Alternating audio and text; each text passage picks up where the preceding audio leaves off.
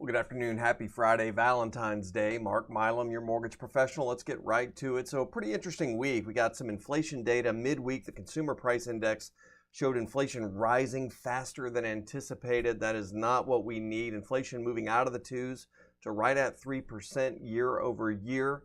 But there's some really interesting details around that. Let me flip the screen around here and I'll show you what I'm talking about. So we'll just go back to Wednesday. That was February the 12th, where CPI came in beating expectations. This is the consumer price index month over month. It was forecast to be 0.3, came in at 0.5.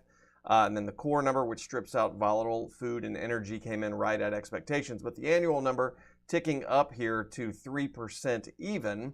That being said, if you take a look at the actual consumer price index report, where they break down the different categories for the month of January 2025. We'll go down here and take a look at shelter, and we can see that shelter costs actually increased moving from December to January. That's a little curious. Why is that curious?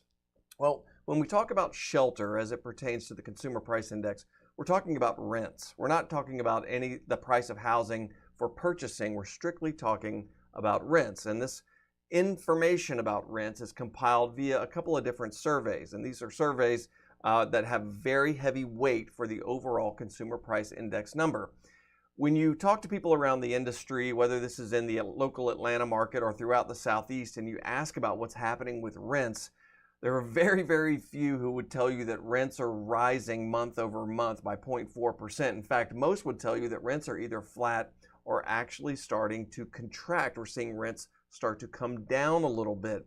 So rents have a strong potential to lag, and this rental information here that says that rents are still increasing above and beyond what is projected doesn't seem consistent with the data that we're hearing on the street, and it tends to lend credence to this idea that rents do lag. And so there's a bit of an asterisk next to this number, as we believe shelter has been inflated and it's a lagging indicator, not a forward-looking indicator. And ultimately, we think there's a lot of noise in this report, and we're hopeful as we move through the spring that we're going to see the consumer price index once again come back down into the twos and hopefully into the low twos. It'll be interesting to see how that plays out. Moving right along with the administration, we know the Consumer Financial Protection Bureau. Let's go to the CFPB's website and take a look at what's happening with the CFPB. Well, you're going to get a 404 page not found if you go to the Consumer Financial Protection Bureau. We know this bureau has been in the crosshairs of the new administration, and the layoffs continue this week.